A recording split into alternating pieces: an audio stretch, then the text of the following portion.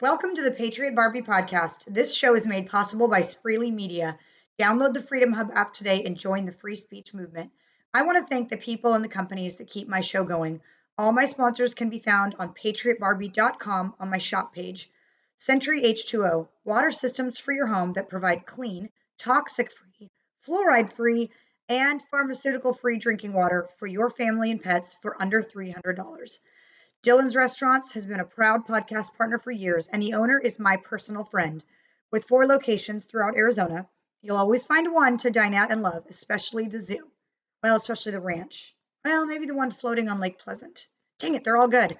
Support your freedom-loving businesses, and please check out Dylan's Restaurants. Small business owners, claim your employee retention tax credit for 2020 and 21 with an accountant you can trust. If you don't know what this is, you could be missing out on hundreds of thousands of dollars.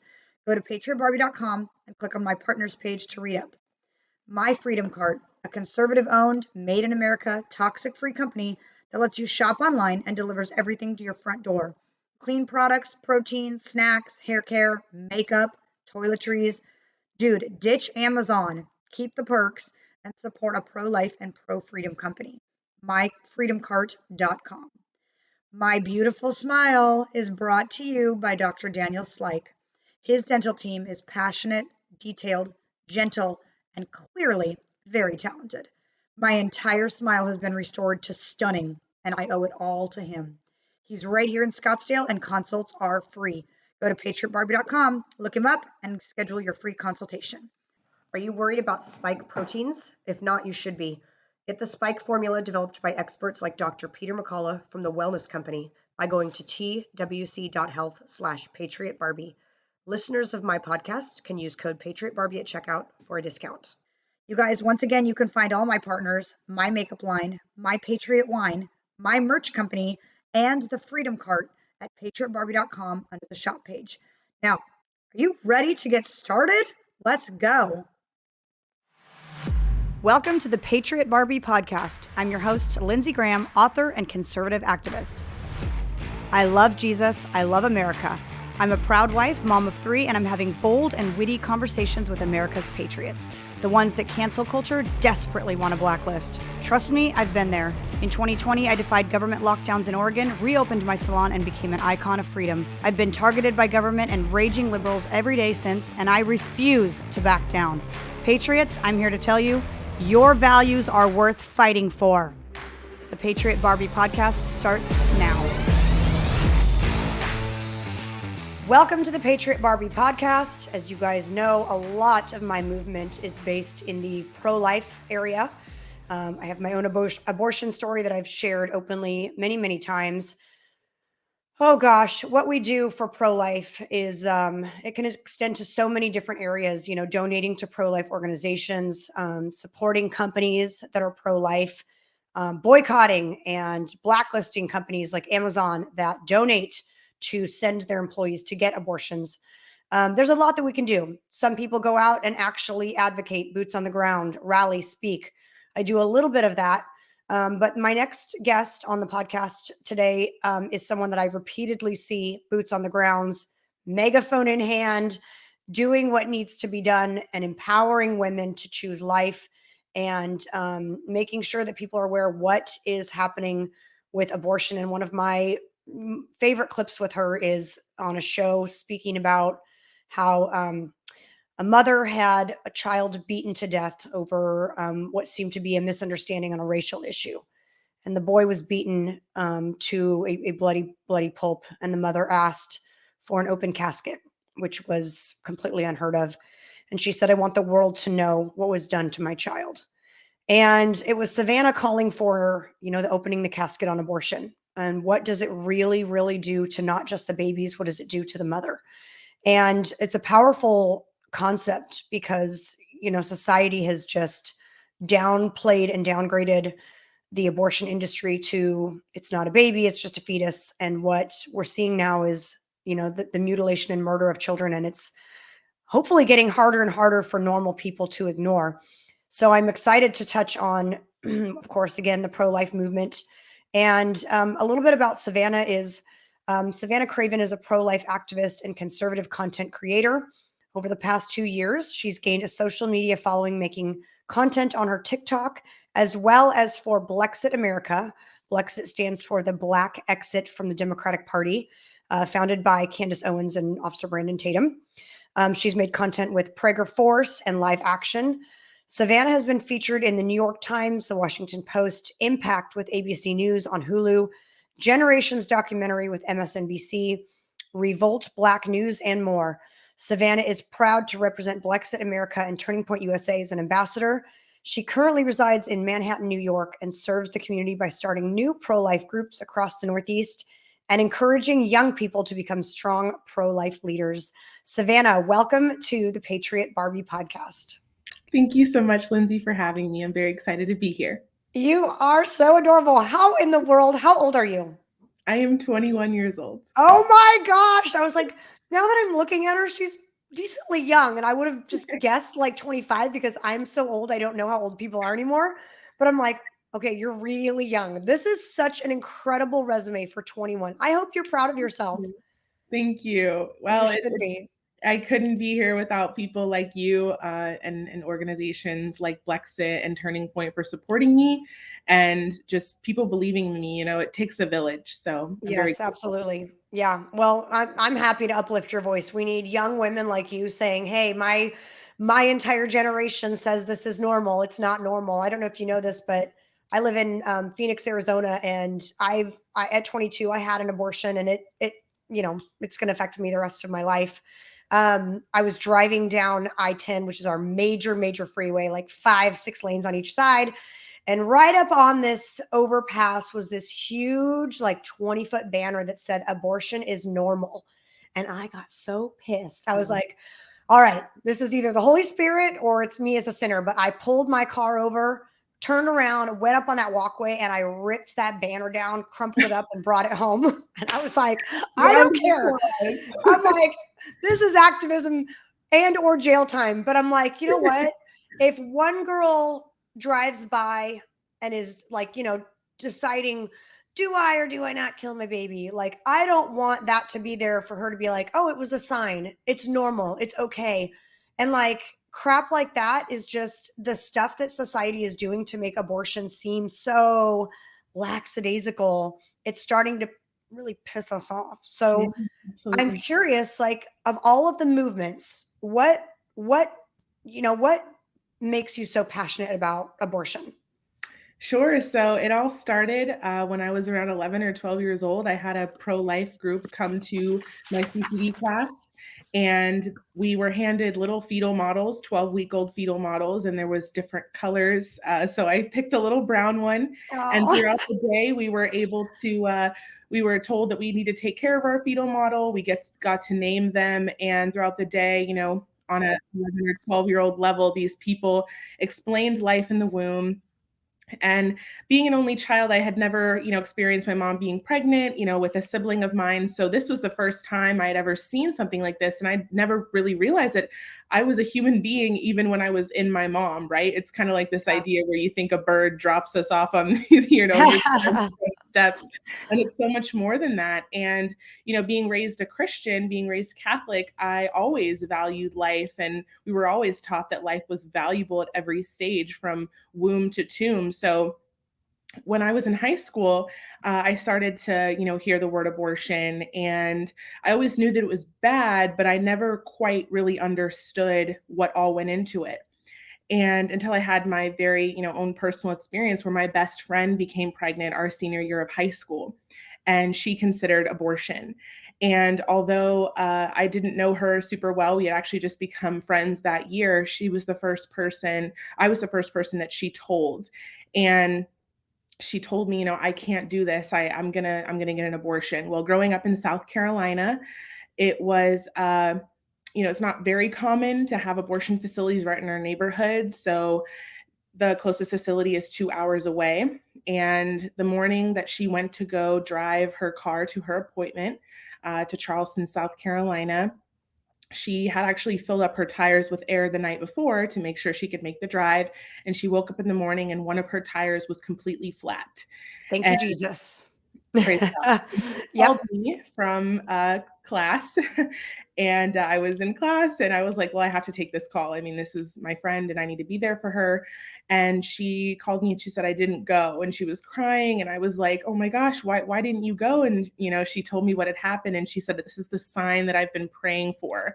And now her sweet little boy, Omari, is going to be 4 this year. And it's just so crazy because I've watched her just blossom into this amazing mother. And although it has not been easy, she took a circumstance that society didn't exactly look at, as ideal.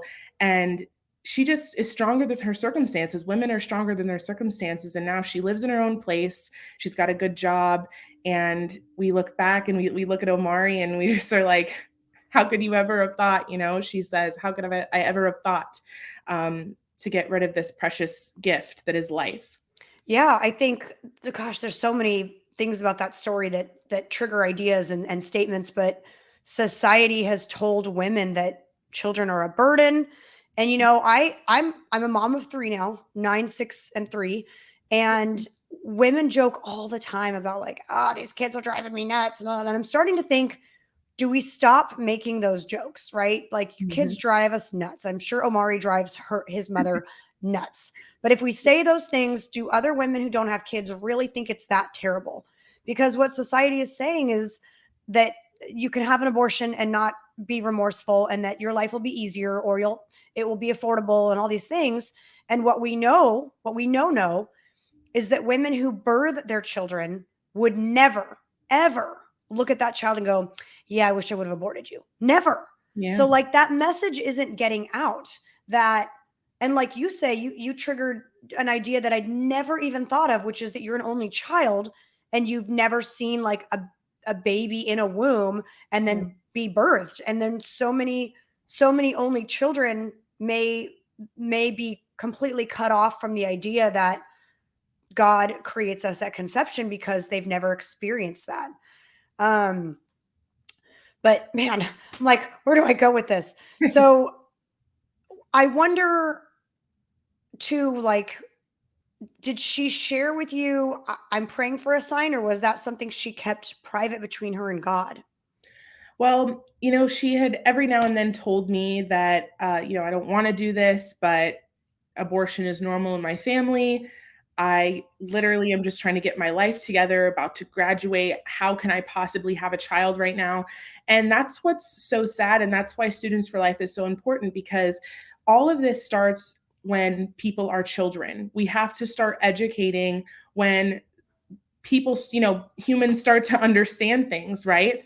And creating a culture of life on your campus, whether that be middle school, high school, and college, especially because that's the group of people that abortion is being pushed on the most. They're trying to make abortion pill vending machines, or trying to make these abortion pills available in the school nurse's office, because they're saying, well, you couldn't possibly be a mom and have your degree. You couldn't possibly have a successful career and be a mom. And it's like, I mean, these people call themselves feminists. It's like, well, you're literally being misogynistic right now. You're telling a woman that she can't have a child and also pursue her goals. That's so anti-woman.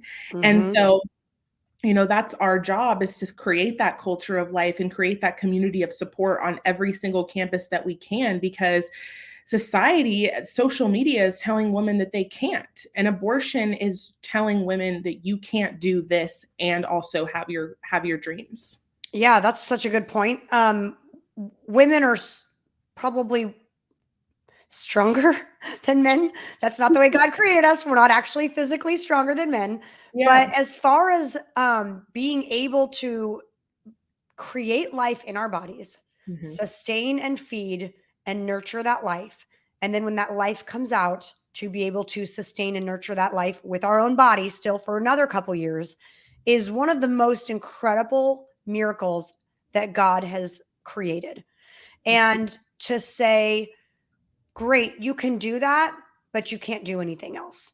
And not even like if you're single, they're even telling women that are married, if you want a career, or if you don't want to be stuck at home doing laundry and dishes, like there's no joy in that, right?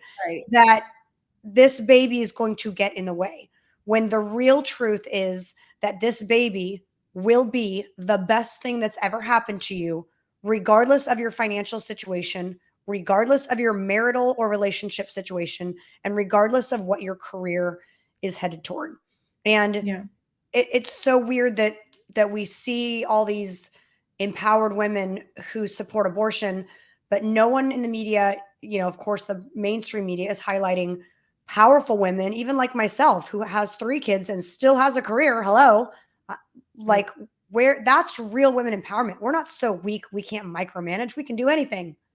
Exactly. And just it's really just starting from middle school, high school age where, they're pushing, oh, well, if you're in high school, if you're 16, 15, you need to get on birth control, you need to suppress your fertility. Your fertility is not a gift.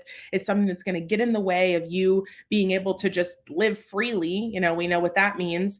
Yep. Instead of actually cultivating healthy and loving relationships and understanding that not only if you're engaging in hookup culture, are you, putting yourself at the possibility of getting pregnant with somebody that maybe you shouldn't be having as the father or the mother of your children, but you're also putting yourself at risk for, like, in the future, not being able to really connect with people, right?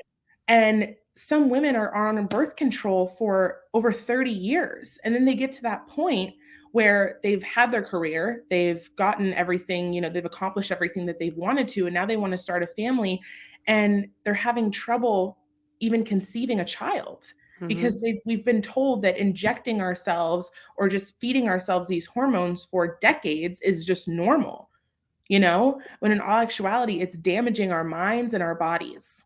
Right. I've had this idea tossing around in my head for a few months, which is that the Bible is God's, law, but it seems to me like we've all had our fun disobeying the law, and some laws are not as fun to disobey, and some are have a lot of consequences.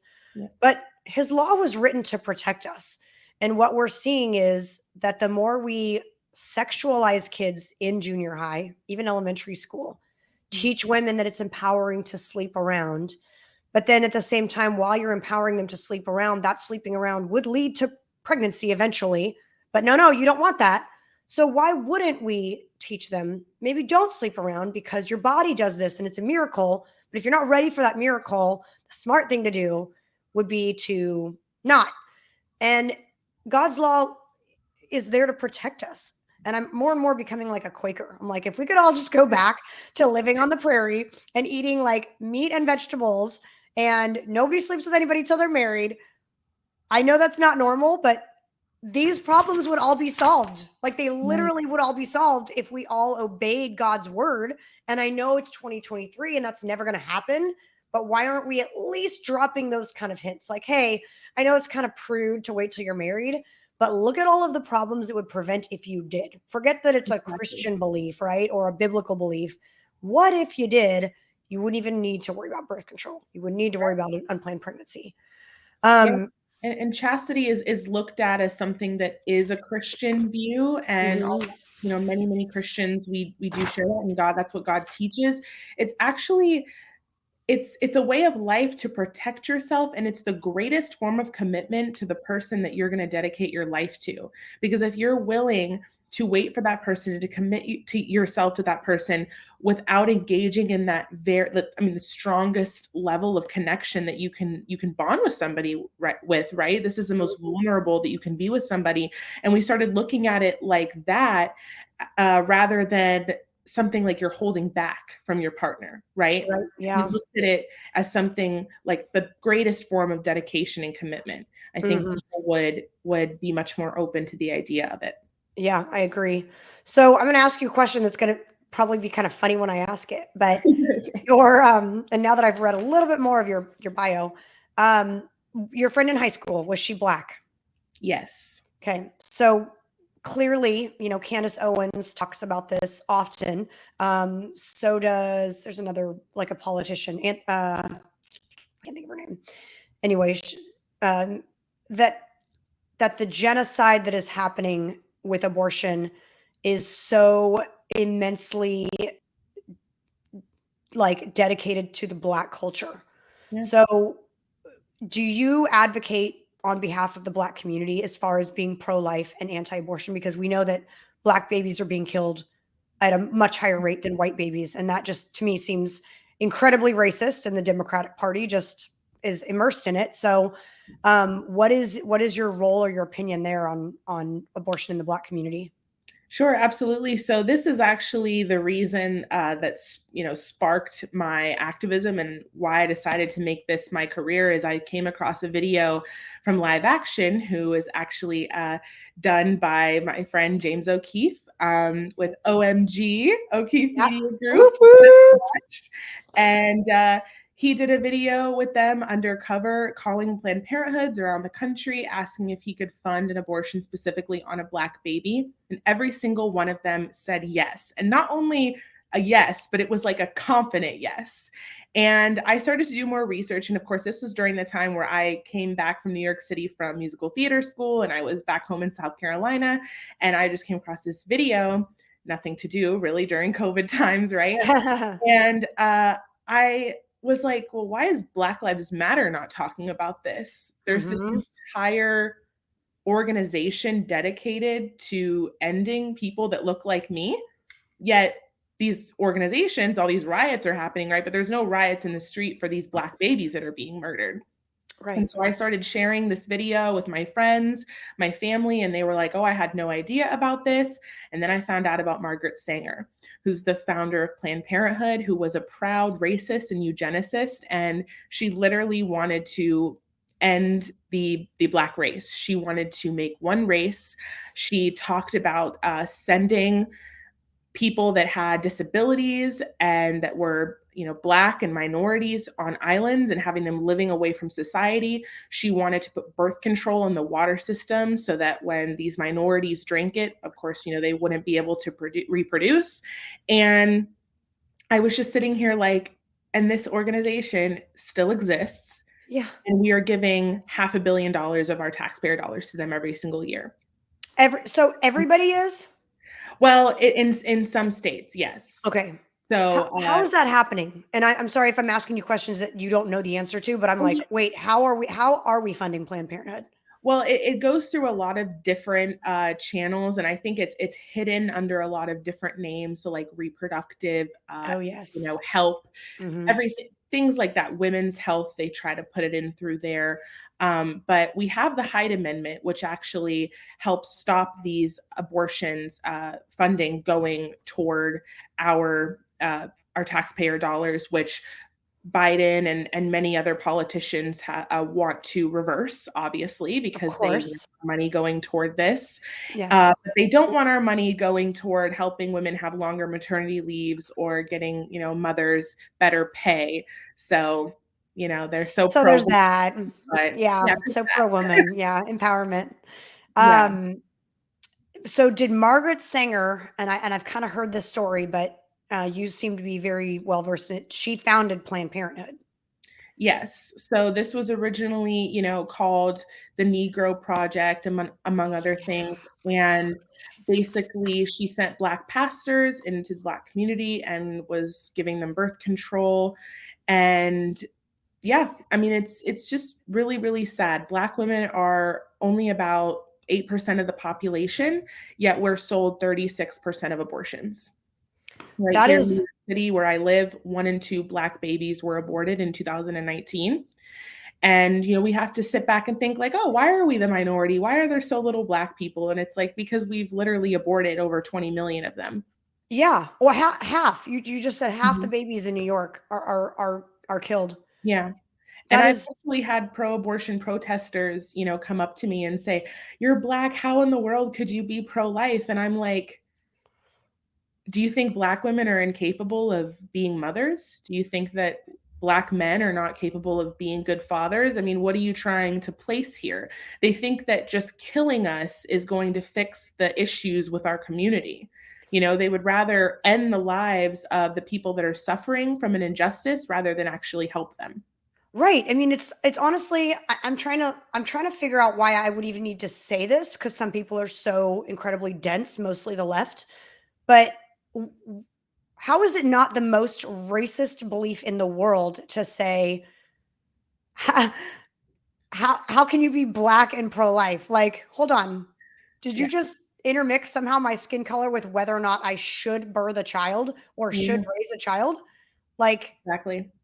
it doesn't even make sense to me. If anything, it screams, hey, your skin color makes you so incapable and so not financially fit or career oriented that you shouldn't even have kids because you're Black. I mean, that's basically what the Yeah. left is saying. Right. And we're being They called racist. also it's so crazy because they're so hypocritical because then they'll go and just, gush over people like Rihanna, who literally is pregnant and performed at the Super Bowl. I mean, that's the most, pro woman, pro life performance I've ever Yeah. seen. It's like this girl's up on a stage like 1,000 feet in the air, you know, singing her With lungs off child. Yeah. with a child inside of her, Yeah. and then we uplift people like Michelle Obama that was the first lady and has children and was doing a job as big as that, yet you can't tell a girl going to school that she can have a child. You can't tell a woman that she could be a nurse or be an actress and also be a mom. It's just so hypocritical to me. And then of course they'll offer up that $300, $500 as soon as she gets pregnant, right? And says, well, you can just go get an abortion, take care of it. No Right. worries. But we're not going to help you with diapers or food or, help you with after school care. Yeah. I mean, if you choose life, which is at sometimes the harder decision and the harder road, n- where is Planned Parenthood to say, all right, well, we kind of wish you would have killed your kid, but since you didn't, here's help. They Right. would Yeah, they rather, don't. I mean, bye. Like, Exactly. it's so disappointing. It's so sad. So, do you tell me about? I watched a reel recently where a white girl was screaming at you that she hates white people, and it was about abortion. So I'm like, hold on, is this a BLM rally or is this a pro-life rally? Which is it? Yes, Like, so that was at the International Walk for Life here in New York City last Saturday. And this woman I see very, very often outside of Planned Parenthood when the group at St. Patrick's Basilica goes over every first Saturday of the month, and we pray the rosary over to the Planned Parenthood. And then a lot of us sidewalk counsel, which means we hand out local pregnancy resource centers to moms walking in. And this woman sees me a lot, but this is the first time she actually spoke to me, and she made a comment to me that I was standing with a bunch of white boys, which I don't know why that was an issue, but apparently it really triggered her.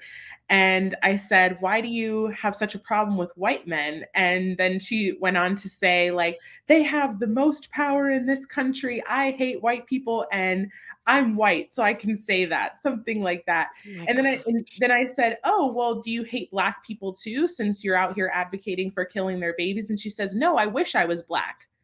Why a woman would want to be a part of a community that's the most oppressed and incapable, I have no idea, but here we go.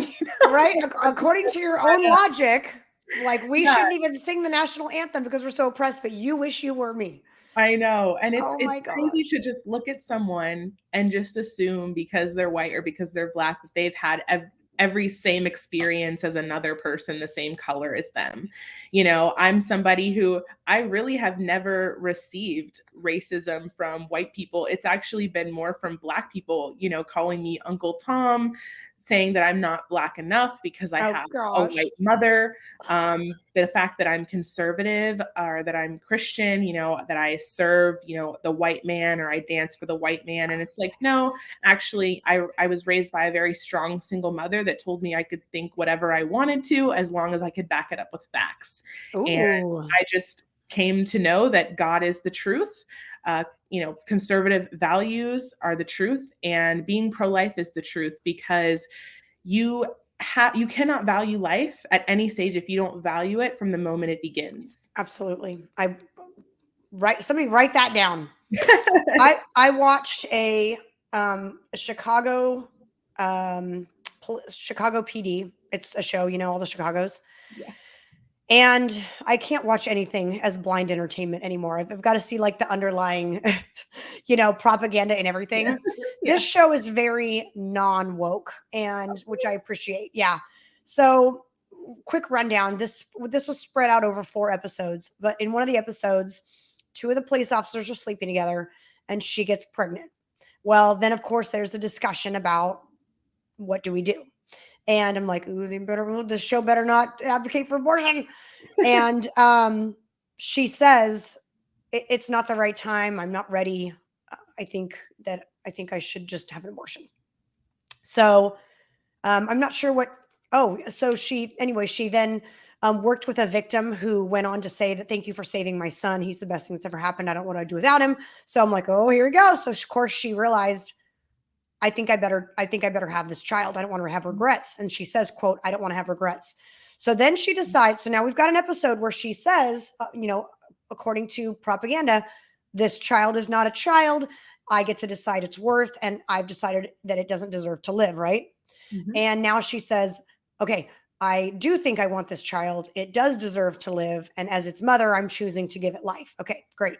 Moving on. She's pregnant. She needs to be on desk duty. She pursues a criminal that she shouldn't. She gets beat up. She miscarries. And now we're at a scene in the hospital where she is beyond devastated. And I've had 3 miscarriages, so I, completely can relate to what that feels like. Yeah. And she is crying, devastated. She's stoic. She's like a zombie. She has lost the baby.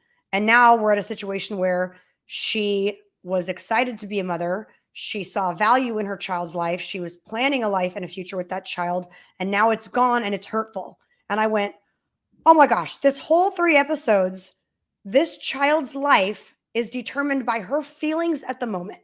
And how can we live like that? Because she went through, I don't want you. I want you. Now you're gone. And it's absolutely devastated me. And I'm like, hold on, 2 episodes ago, she was going to kill you herself. So we've just determined that a mother's feelings towards her infant in her stomach can change. I mean, day to day, hour to hour. And that's such a dangerous thought process, because it's like, look at all the mistakes that we've made in our history, just in this country, when we looked at a group of people and said, well, you're not really as human as this other group of people, or we're going to classify you as 3/5 of a person, right? And I'm not trying to compare, abortion to slavery, but these 2 injustices happen for the same reason. We looked at a group of people and we said, you're not as worthy as this group of people, so therefore we can do whatever we want to you. We can own you, we can sell you, we can use you however we want. And we recognize that slavery was wrong, it was inhumane, and so we abolished it, right? Now we have abortion, which is another form of dehumanization. It's people in the womb that, just because they're not fully developed, which I always like to say, I'm not fully developed, because your brain actually doesn't fully develop until 25. So does that mean I'm less of a person than somebody that's older than 25? Of course not, right? But we say, well, you're dependent on somebody else, so we can do whatever we want with you. But then if you're wanted, then it's a baby. But if it's not wanted, it's just a fetus, or it's just a clump of cells. Like, perception is not reality. Like, that's so dangerous. And this is all in the name of choice. We just say, well, it's a woman's choice. It's a woman's choice to do whatever. But it's like, I honestly think that abortion is for men, because I think it was designed for men, because it literally is just an easy way out, right? We put it on the woman. We say, well, it's your body, it's your choice, you can do whatever. And so the men that go around and, use women can just hand over that $300 and say, well, I don't want to be the father. Right. So here you go. Peace out later. Yeah. And then now this woman is left alone, and she's being told that it's better for her to just kill her child than it would be for her to actually seek out resources and have a community to help her and uplift her. Yeah. And the pro-choice argument has never really worked for me. Like, it's a woman's choice. And it's like, yeah, she had 3 to 4 pretty good choices before this happened. And again, I know it's 2023, but she could have chosen not to sleep with him. She could have chosen to use protection. She could have chosen to be on birth control. She had choices, and she made those choices, and it led to this. And I don't like the word consequence, because a baby is not a consequence, but it led to this circumstance. She chose to do all of the things that led up to this circumstance. And now she wants that one choice to be able to kill her baby. She had choices. No one is taking away her choices. Those choices to be on birth control or not have sex or whatever are still there. No one is taking those away. Exactly. It's just it's maddening. Yeah, and the thing is that every action has a reaction. And not only, when you lay down and sleep with someone, are you risking the possibility of getting pregnant, but you're also risking the possibility of getting STIs and things like that. It's like playing the lottery. When you play the lottery, you consent to win and you also consent to lose. So we know that if you are engaging in heterosexual sex, that you have the possibility of getting pregnant. And if you don't know that, then you should not be having sex. Yeah. I mean, that's just well, and but they do know that. Like, there is no one that's like, I didn't know I could get pregnant from sex. They're teaching it in freaking 6th grade now. So like, other than the 0.01% of young girls that, were raped or whatever, which is just a terribly sad statistic, that didn't know their bodies. Other than those, if you're having sex, you're aware that that's how babies are made. Every female that is having sex knows this is how children are made. I mean, I remember being a kid and I was raised in a really devout Christian home. I mean, I remember before sex ed thinking, I think you can get pregnant from kissing. No kissing. Like you didn't know. Right. The minute you're mature enough to make that decision, you are aware of what happens. And so every woman, every female has, except for that 0.01%, knows that what they're doing could lead to a baby. And they have made multiple choices up until that point to conceive that child. Exactly. And even in that, 0.01%, we still recognize that those women matter. But let's look at it like this. This is the pro-life perspective. And this is what I always say in cases of sexual assault is her getting an abortion, if she does conceive in that situation, is that going to erase the trauma that's been inflicted on her? Is that going to make her forget? Absolutely not. People that have been taken advantage of and abused in any way will never forget that. And an abortion is basically just a Band-Aid. It covers up that invisible scar that's been inflicted on her.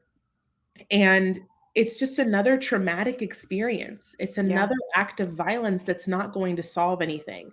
And as pro-lifers, we never tell women that they have to parent, that they have to be a mother, right? Right. But with her choosing life for that baby, which is such a gracious thing to do, and it's going to be hard. We know that, but there's an entire movement here ready to support her in any way that she needs to give that child a choice, and to live and to have that opportunity to have their life, right?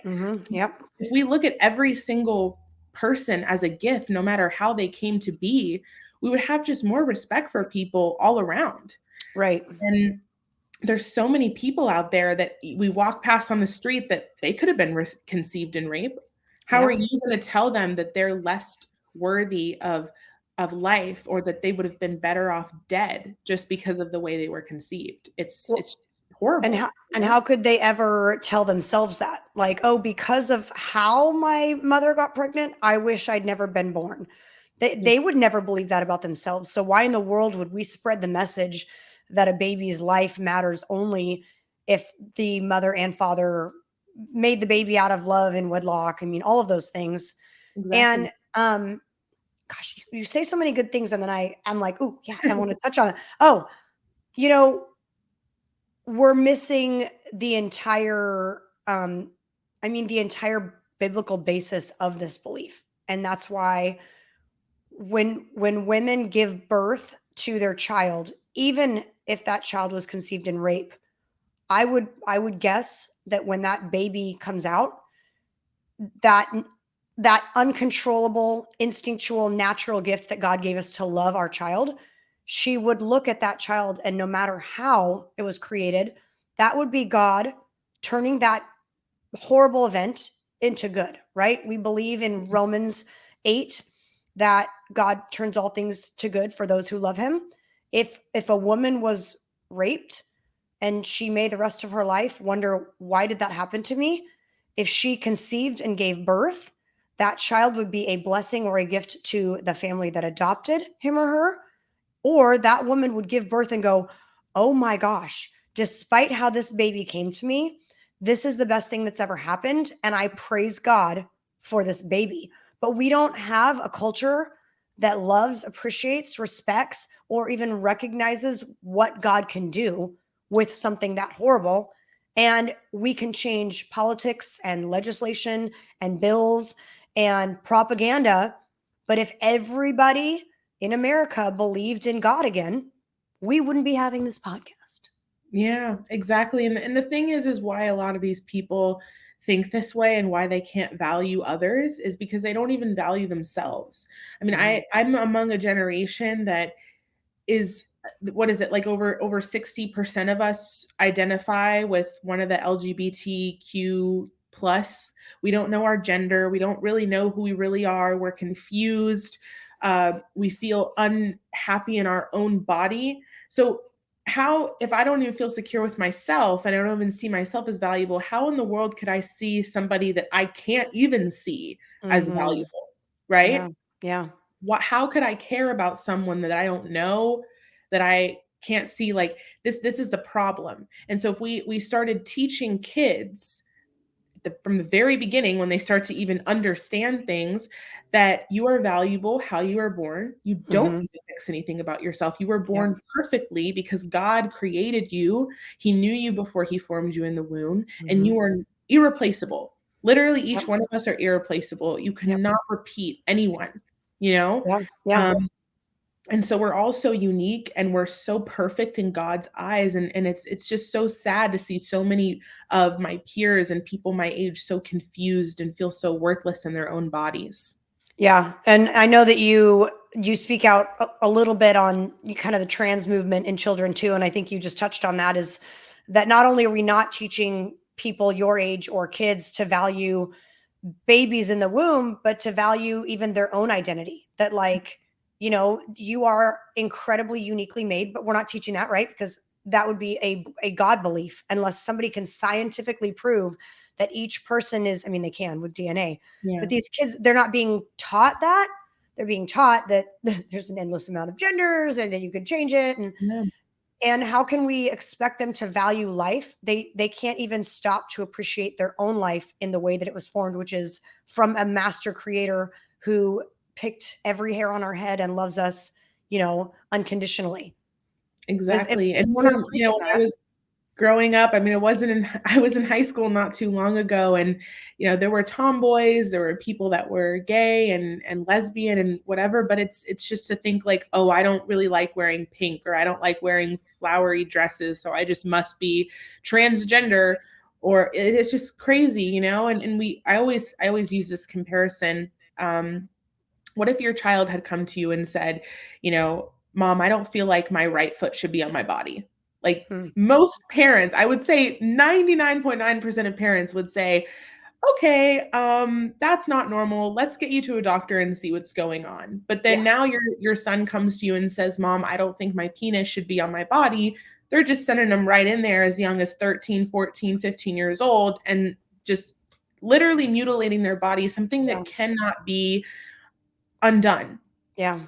And we're seeing now with, I've been watching this week, following up on the viral clip of one of the most well-known, I think the most well-known transgender kids, Jazz Jennings, who started to transition into a girl at age 5, I believe it was, and got on hormone blockers when she was only 11 years old. So this resulted in her private parts not fully developing, and when she went to go and have the transformative surgery to get her penis formed into a vagina, she had to get it done 4 times because there was not enough skin. There was not enough skin built up around the area, and they had to do it 4 times. And her mom has spoken out about the fact that she has to dilate every single day because this hole that is essentially an open wound that's trying to heal itself, because that's what our bodies naturally do, is closing up. In a recent video, she says to her mom, I never feel like myself ever. I don't know who I am. So we have this child that was exploited online since they were 5 years old, 5, 6 years old, has the whole world watching their entire life. Maybe this child was confused at 5 or 6, but in reality, these parents didn't take the authority that they needed to take. Right. They didn't say, well, that's fine if you feel that way. But they literally said, oh, well, let's get you on these hormones. I mean, she was basically an experiment. Yeah. Yeah. For these doctors and for these people. And now we have her now. She's got binge eating disorder. She is very overweight. She's had to have this destructive surgery 4 times. This is a surgery that's only supposed to be doing 1 time. She was basically a guinea pig. At And 17, she's a he. So she's a he. Yeah. yeah. So he has mutilated his penis. He can never get a woman pregnant. He can never have normal sex like a male. Yeah. And, you know, I interviewed also, by the way, to put this on national TV for the entire world to see is so vile. I hope that he sues his parents at some point for not being the parents that they should have been and protecting him. But, you know, once this is done, he can also not probably ever go back to being a normal male either. So yeah. he is ruined. You know, I feel so bad because this person, what are they to do? Like, what, I mean, at this point, this person, she looks like a woman, a developed woman, and is expressing, I never feel like myself ever. And we don't talk about the long-term effects. And now we're starting to see this. We're starting to see that this comes out. I don't care if you're 17 and your birthday is tomorrow. You're not a consenting adult. No. And this child was exploited their entire life. They were taken advantage of and just displayed, you know, and their parents, I remember because Jazz and I are the same age. Oh, geez.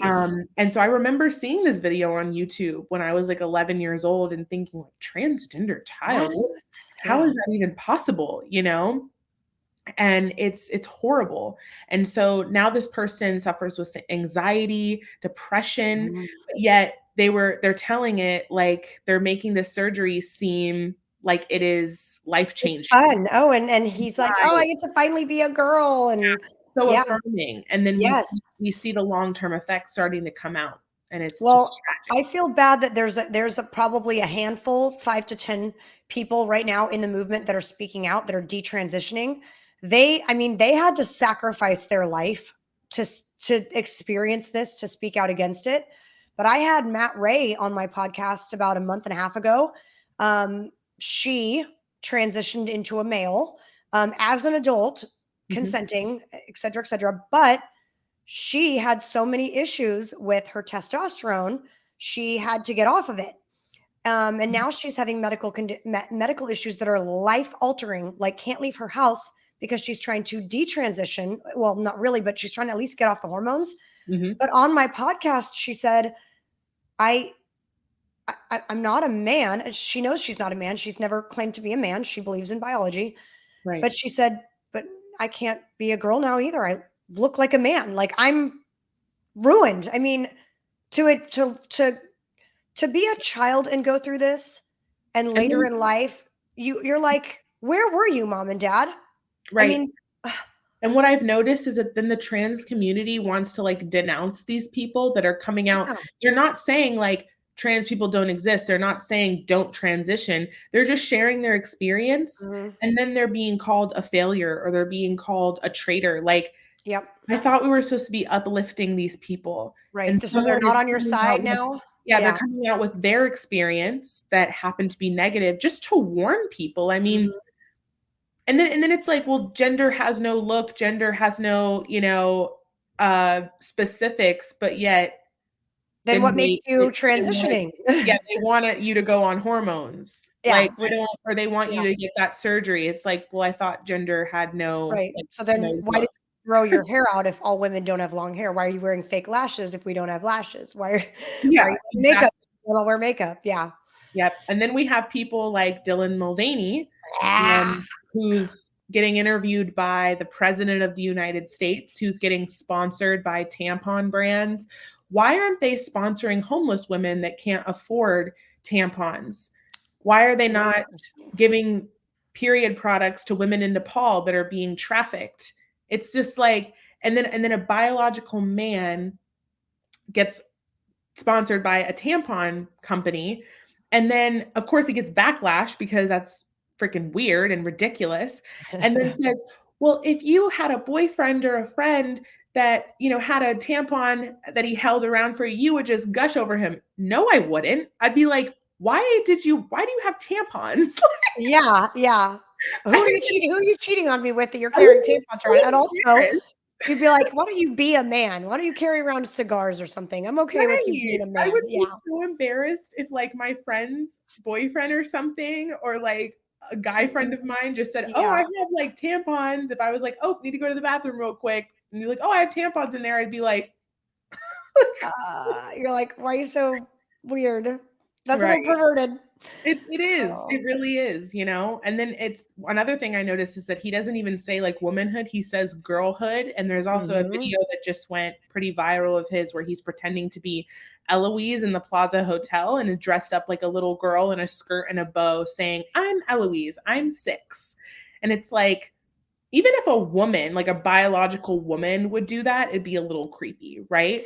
But then he's encouraging trans kids to transition, trans kids and be open about it. It's like everything that he posts is literally push for children. Yes, absolutely. And that's why I don't understand, like, you can call me transphobe or homophobe or whatever, but what you're doing is directed towards children, because you don't need to indoctrinate grown adults to change their gender if they think that they can change their gender. They're grown adults. They've decided for themselves. So this bow and this cuteness and this Barbie pouch crap, like, grown adults aren't buying it.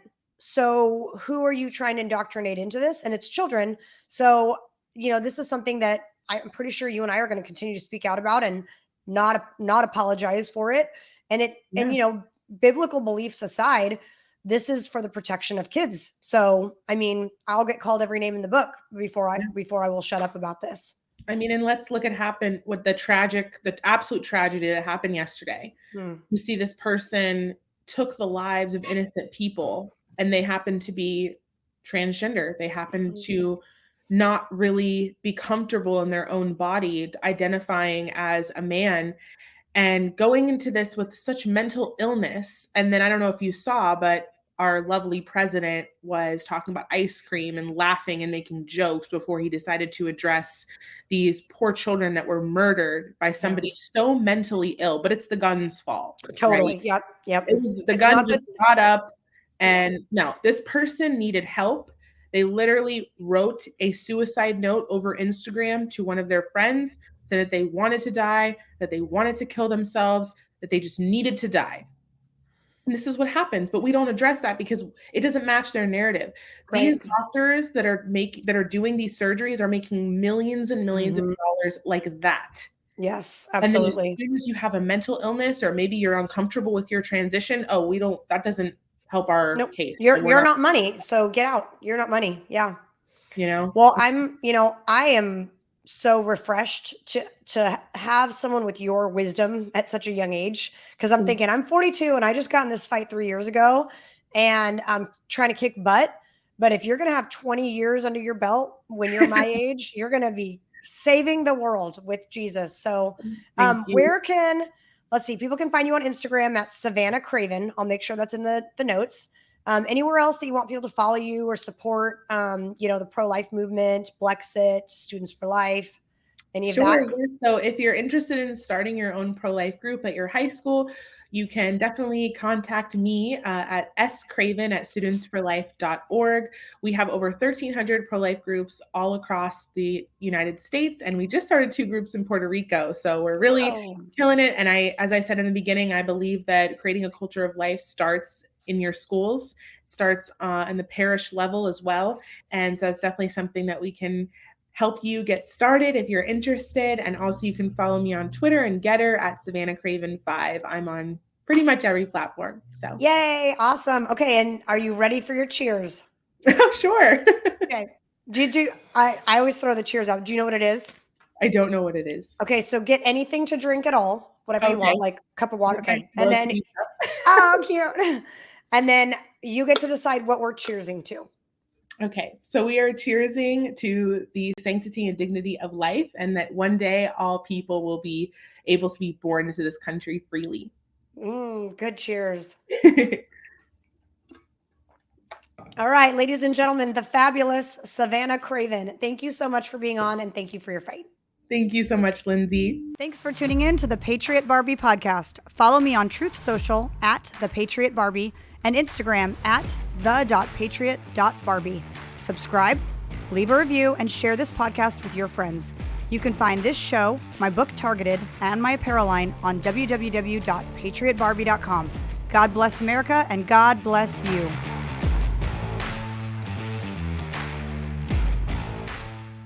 Are you worried about spike proteins and how they may impact your health? Are you looking for help? The Wellness Company has an answer in the form of our clean, pure, all-natural spike formula developed by experts like Dr. Peter McCullough. The Wellness Company's spike formula includes the incredible nattokinase, dandelion root, black sativa extract, green tea, and Irish sea moss.